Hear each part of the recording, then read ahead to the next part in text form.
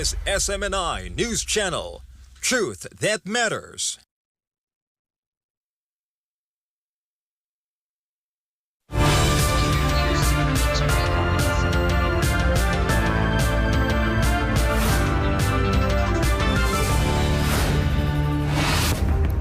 In the headlines, thousands of members of the Kingdom of Jesus Christ showcase their talent and skills for the annual Workers' Olympics in Hong Kong.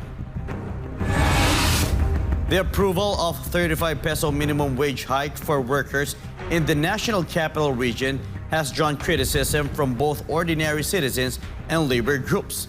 One organization expressed concerns that an increase could negatively impact small businesses across Metro Manila.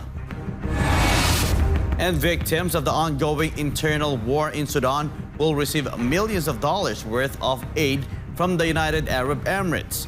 The Gulf state also strongly rejects the accusations of the Sudanese government that they are supplying weapons to the Rapid Support Forces, or RSF, the rival faction of Sudan's government forces. I am Franco Baranda. Newsline World starts now.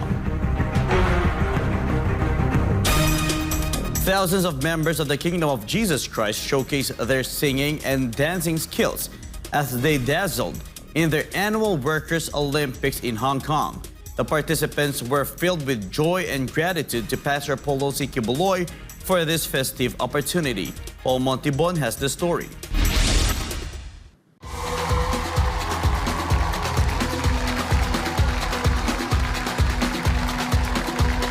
From singing to dancing, everyone gave their all. Welcome to Hong Kong. Known as Asia's World City, Hong Kong is a unique place that blends tradition with modernity.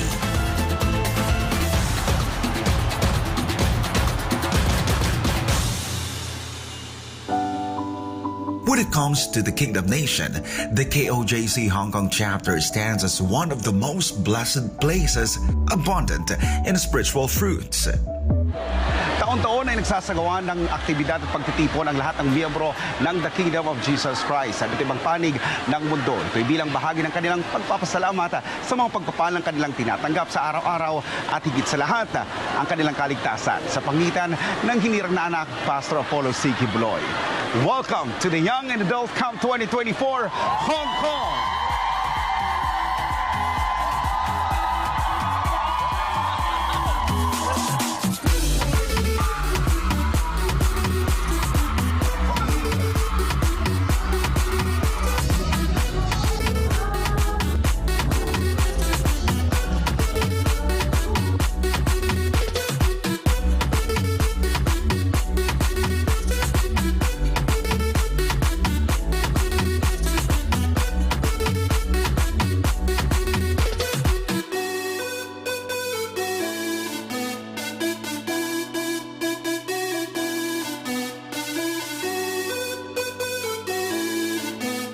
After showcasing their talents and skills, the Central Region was crowned champion for this year. Pastor, maraming salamat dahil kayo po ang aming mentor sa aming kaligtasan. Hindi namin makamtan ito, Pastor, overall grand champion, kung hindi ninyo itinuro sa amin ang pagkakaisa. Thank you, Pastor, for everything. Salamat sa lahat. Hindi namin makakamit yung mga napanalo namin ngayon. Without you, Pastor, we are nothing. Nagpapasalamat ako kay Pastor dahil binago mo yung buhay ko, Pastor. Nandito ako ngayon sa KOGC, sa KLC bilang member. Thank you, Pastor. Hindi ko makakamit to hindi dahil sa pangaral mo, sa mga message mo, Pastor. Pagpasok ko pa lang sa Kingdom way back 1996, nung marinig ko siya, sabi ko siya si Jesus Christ. Inhentil na pangangatawan. Kaya si Pastor ang daan, katotohanan at ang buhay. Pastor, we love you. Ikaw po ang buhay namin. Kung wala ka, wala kaming magagawa. Ikaw ang susi ng sangkatauhan, kaligtasan ng sangkatauhan sa buong sanlibutan. Maraming salamat sa iyong buhay. Ikaw ang aming kalakasan. Ikaw ang aming buhay. Pastor, salamat. Salamat. The Banateros brothers and SMNI host Ka Eric Celis were amazed after witnessing the unity, discipline, and abundant love among every KOJC member, reflecting Pastor Apollo C. Kibuloy's teachings as their spiritual leader. Consistency. Kasi kung ano yung nakikita namin sa Davao, kahit yung mga members ng KOJC sa SMNI, pati dito, pare-parehas eh. Yung joy, ando doon. May discipline and yet may joy. Napaka masayahin. Hindi ko may paliwanag kung anong mararamdaman ko. Basta ako ay galak na galak ngayon. Ako ay very blessed. Lalo na at naririnig ko yung mga song of praise na kinakanta nila dito. At mula nang ako ay mapasok sa SMNI at mapalapit sa KOJC, parang nagliwanag yung aking isip at ang puso ko ay napakasaya ngayon at parang feeling ko ba ay napakagaan lang ng buhay. Dahil lahat dito masaya kahit may problema, itinatawa, ikinakanta. Thank you so much, Pastor Apollo Kibuloy. Mabuhay po kayo at sana po matapos na po itong gusot na pinagdadaan natin ngayon para sa ganoon mabalik na po sa normal ang buhay ninyo at ang buhay ng KOJC. Pastor Apollo Kibuloy, wherever you are, grabe tong KLC Hong Kong, Nakakabilib kung gaano talagang yung standards ninyo talagang pare-parehas eh. Davao, dito sa Maynila, even in SMNI, talagang nakikita natin yung turo mo, nakikita natin sa araw-araw na galaw ng mga tao. Kaya sobrang nakakabilib and kami bilang idinivote na namin yung aming mga channels to protect these people, actually even without you requesting for that, kami personally nag-uusap-usap kaming Banateros na hindi namin talaga iiwanan to kasi nakita namin na maayos talaga, in order, obedient, eksselente yung mga tao, tsaka sobrang galang. So, huwag kayong mag-alala kasi kahit na malayo kayo, nandito naman kami for KLC and KOJC. Lalaban tayo kahit hanggang dulo. Kay Pastor Kibuloy, sa ating mga kaibigan, kapanalig sa Kingdom of Jesus Christ, maraming salamat for the opportunity that we can be of solidarity sa mga Filipino community sa Hong Kong at sa mga kapanalig ng Kingdom of Jesus Christ. 3 things po ang aking naramdaman at naranasan dito sa Hong Kong. Number 1, that Pastor Kibuloy is really an organized person dahil binuo niya ang Kingdom of Jesus Christ that even if he is not physically present, umaandar ang organisasyon. At nakikita natin ang discipline, excellence in the way they deliver their work, their tasking, nakakamangha. Yun pong una nakita ko dito, no? That even if they are in a foreign land like Hong Kong, ang pagpapatupad ng mga gawain sa ministry, nakakaya nilang ipatupad. Very organized and very effective, efficient. Number 2, nabigyan kami ng pagkakataon na makadaupang palad ang mas maraming mga Filipino communities that on our own, hindi namin kayang gawin yon. But through Pastor, nabigyan kami ng pagkakataon na abutin sila. At nagkaroon ng isang malayang talakayan dahil sa pagtitipon ng Kingdom of Jesus Christ. Kaya wala akong masyadong boses. So maraming salamat, Pastor, wherever you are. Your place is already etched and cherished in our hearts. You will always be part of my journey, Pastor, in serving our people in our country the way you serve humanity and our God. Through your spiritual and evangelical mission that amidst all trials, you persevere with your people at the Kingdom of Jesus Christ. We will persevere also, Pastor. Mabuhay po kayo.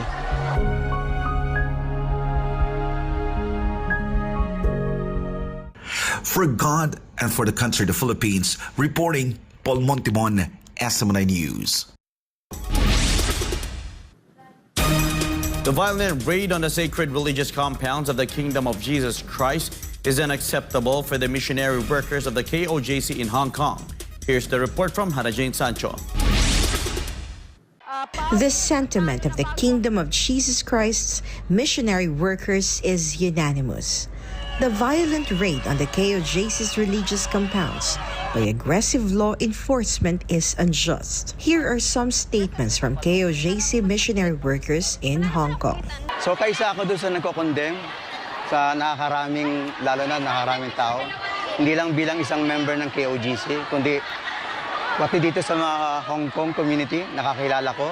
So hindi sila makapaniwala na nangyayaring ganong pag-uusig, lalo na sa ginawa nila. Hindi lamang sa member, kundi sa mga kabata. Mismo ako, yung mga Chinese na friend ko rito, tinatanong nila ako, bakit nangyayari sa Pilipinas yun?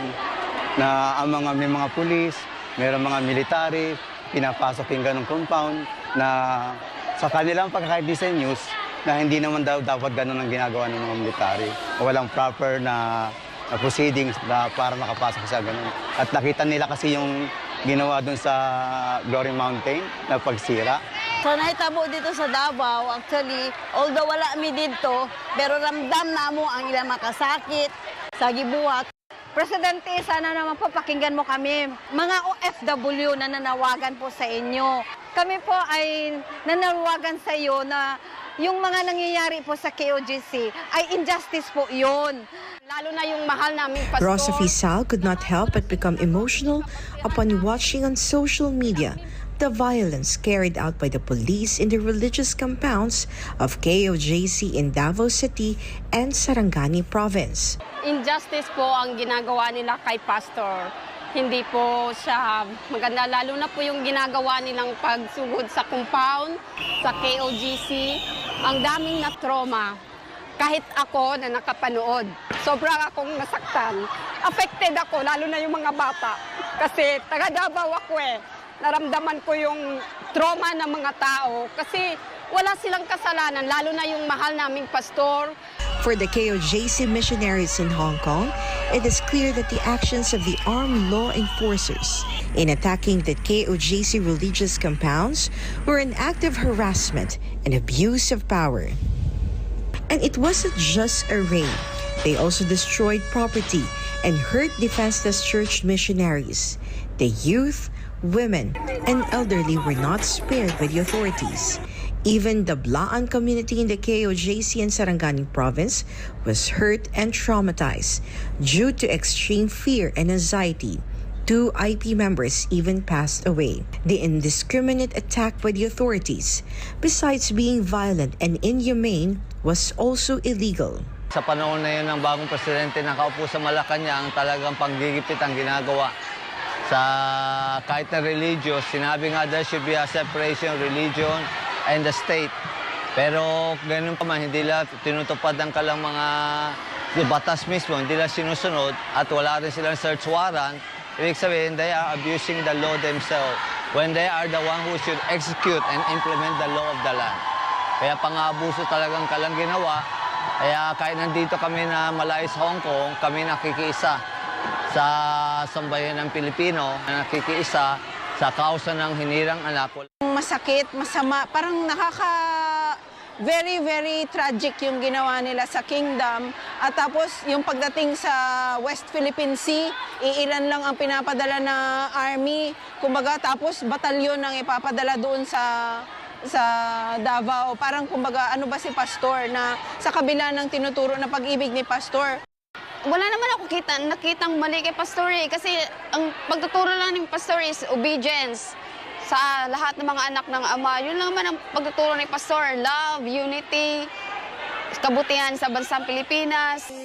Despite the suffering experienced by the KOJC missionaries in Davao City and Sarangani Province at the hands of the PNP SAF who were initially thought to protect their rights and welfare, they remain strong and steadfast in their faith, believing that justice will eventually be achieved. For God and my beloved country, the Philippines, this has been Hannah Jane Sancho, SM9 News. Prices of goods and services in the market may further increase following the approval of a new wage increase for workers in Metro Manila by the Regional Tripartite Wages and Productivity Board. The Employers Confederation of the Philippines, or ECOP, also warned that this could lead to the closure of some small businesses in the country. Margaret Gonzalez has the news. 15 days after being published in newspapers, workers in the National Capital Region will receive an additional 35 pesos in their daily wages. This comes after the Regional Tripartite Wages and Productivity Board approved the wage increase request. As a result, from the current 610 pesos, workers' daily minimum wage will increase to 645 pesos. However, some minimum wage earners still find the 35 peso increase insufficient, while others have no choice but to accept and stretch the meager wage increase amid the soaring prices of goods and services in the market. Yun nga po, mahal po yung mga bilihin. Then, yun nga po, hindi siya sapat para sa akin. Sa ngayon, pamasahe pa lang po, kulang na yun eh. 35 pesos wala po mabibili. Wala naman magagawa. Kung ano yung binigay, yun na lang, pagkasahin. Kailangan natin magpagkasahin eh. Para sa akin, malaking tulong na rin yun yung 35 pesos. The Trade Union Congress of the Philippines or TUCP, although dismayed, said they were not surprised that only 35 pesos was approved instead of their proposed over 100 pesos wage increase. We would say that we weren't really that surprised, no? Kasi early on, meron ng pahaging yung business sector that all they can give is 16 to 25 pesos. But still, we're very much disappointed kasi we've been arguing for 150 pesos above increase, no? In fact, we tied this up to our legislated wage hike call. Matutuwa ba ang mga workers dyan sa 35 pesos wage increase? What's the worth of 35 pesos? The Employers Confederation of the Philippines or ECOP meanwhile said that they have no choice but to comply with the new wage hike despite having already increased wages for their employees last year.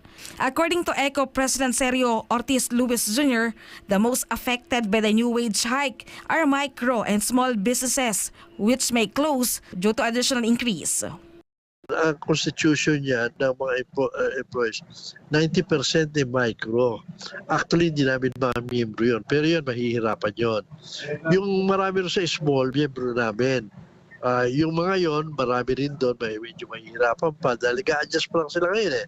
Sa bagong huli. Katunayan, yung mga micro nung pandemic, mahigit kalahati nagsara eh. Yung iba ron, di pa nagbubukas, naghihintay pa. Yung mga bagong pasok yung mga yon. Alam mo niya sa micro, ganyan na istorya dyan eh. Papasok, bubukas ng konting, mga 2-3 taon, magsasara, gano'n, meron naman papasok na iba. Meron madudulot na pagsasara na yan. According to Ortiz Luis, small businesses may be forced to increase the prices of their goods and services in order to recover the expenses for the new wage hike. Kasi ang choice naman kasi ng mga kumpanya, pagka nagkaroon ng mandated wage na wala namang pakialam doon sa benta mo, sa kinita mo, ang choice mo is taasan mo yung presyo mo, ipatong mo. Kung kaya, magtaas pa. Kung hindi naman, magbawas ka ng tao. Kung wala ka na magawa talaga, magsara ka. For God and my beloved Philippines, this has been Margaret Gonzalez, SMNI News. When we come back, Malaysian authorities launched an investigation over cheap smuggled fuel to Thailand. This probe has placed dozens of petrol fuel stations located at the Malaysian border at risk.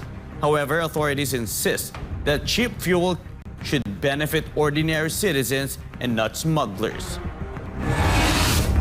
And hundreds of thousands of Koreans have signed an online petition to impeach President Yoon Suk-yeol, accusing him of various offenses, including attempting to trigger a war with North Korea.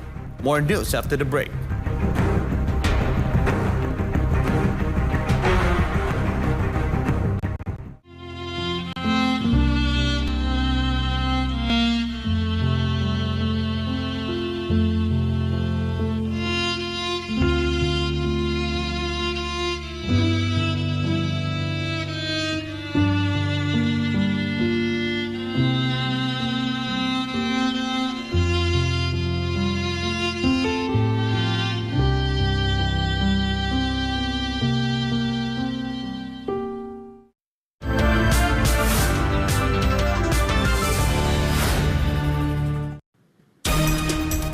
The United Arab Emirates signed an additional $20 million agreement to help displaced people and refugees in Sudan affected by the ongoing civil war. Jonathan Akobo files this report. Marhaba!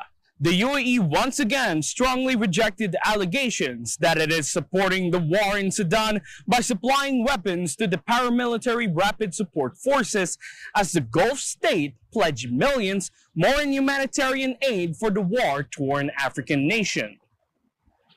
The Gulf countries signed a $20 million agreement with the United Nations High Commissioner for Refugees to fund displaced people in Sudan and neighboring regions.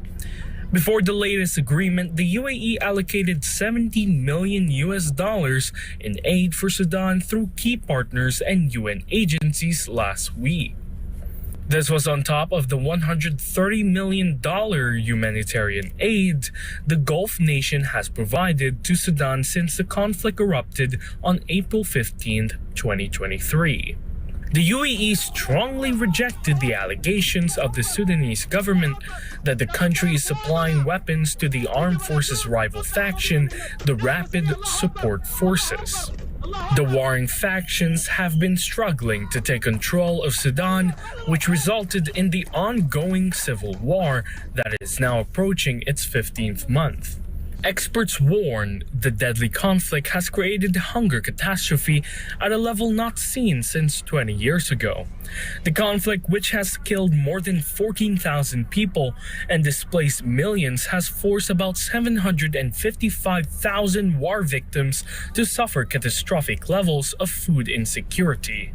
14 months into the conflict, Sudan is facing the worst levels of acute food insecurity ever recorded by IPC in the country. Over half the population, 25.6 million people, face crisis or worse conditions. With the latest aid, the total amount of UAE's humanitarian assistance to Sudan has now reached more than $3.5 billion in the past 10 years. Reporting from Dubai, I'm Jonathan Akobo, your global citizen correspondent for SM9 News Channel. An investigation launched by Malaysian authorities puts dozens of fuel stations at the border at risk of closure for smuggling fuel to Thailand. Chatmong Kompi Samaigosan reports. Malaysian authorities ramp up efforts to contain rising cases of cheap fuel smuggled to Thailand. Malaysian authorities have been making efforts to deter smuggling oil to Thailand, with authorities stating that the cheap fuel should benefit its citizens and not smugglers. Malaysian officials plan to install CCTV cameras at some petrol stations near Thailand as part of a crackdown against fuel smuggling. At least 48 petrol stations within 50 kilometers of the border were investigated by the Ministry of Domestic Trade and Cost of Living in Malaysia's Kelantan state. The findings were submitted to the ministry's headquarters in Putrajaya. Reporting from Thailand, I'm Chatmong Samaigosan, your global citizens correspondent for SM9 News Channel. An online petition to impeach the president of South Korea encountered disruptions and delays after the website crashed due to the large number of people trying to sign it. Kim Song tells us more. An online petition to impeach the president of South Korea encountered disruptions and delays after the website crashed due to the large number of people trying to sign it. The online petition called for South Korean President Yoon Suk-yeol to resign and accused him of corruption in an attempt to trigger a war with North Korea. The campaign also accused President Yoon of exposing South Koreans to health risks by letting Japan release treated radioactive water from the Fukushima nuclear power plant. More than 800,000 people signed the petition since it went live 12 days ago. The campaign was posted on the National Assembly's website on the 20th of June and will stay there until the 20th of July. Any petition signed by more than 50,000 people requires the South Korean parliament to present it to a committee which will then decide whether to put it to the National Assembly for a vote. In the first few days since the petition was posted, people attempting to enter the website experienced delayed access for about 20 minutes to over an hour. But in recent days, the website has crashed. The Speaker of the Parliament promised to resolve the issue as soon as possible. Reporting from South Korea, this is Kim Sung, your global citizen correspondent for God in our beloved country, the Philippines. A terrifying video from a Boeing aircraft shows the chaotic moments when severe turbulence hit the plane mid-flight, including a man trapped inside an overhead bin. Andre De Souza has the story. An Air Europe flight on a Boeing 787-9 Dreamliner traveling from Spain to Uruguay was diverted to Natal Airport in Brazil for an emergency landing after encountering severe turbulence. A viral video of the incident is circulating on social media showing other passengers helping rescue a man from the overhead compartment where he had been thrown due to the intense turbulence. Local air engineer in Brazil noted that the plane passed through the intertropical convergence zone near the equator, where turbulence is common for flights crossing hemispheres such as from Europe to South America. As many as 30 passengers sustained minor injuries and were taken to the Monsenhor Alfredo Goja Hospital in Brazil for treatment. Meanwhile, Air Europe has arranged transport back to Uruguay to the passengers. A new flight from Spain will pick up those who did not take the bus option. I'm Andre De Souza, your global citizen correspondent for SMNI News. And before we end, may be inspired with the words of the sun.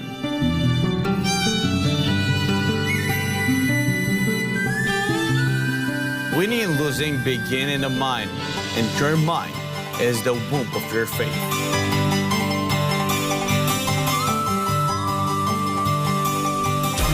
And that's all for this edition. For more news updates, you may visit smninewschannel.com or follow us on our official social media accounts on Rumble, YouTube, Facebook, and Twitter. For good in my beloved country, the Philippines, I am Franco Baranda, and this is Newsline World.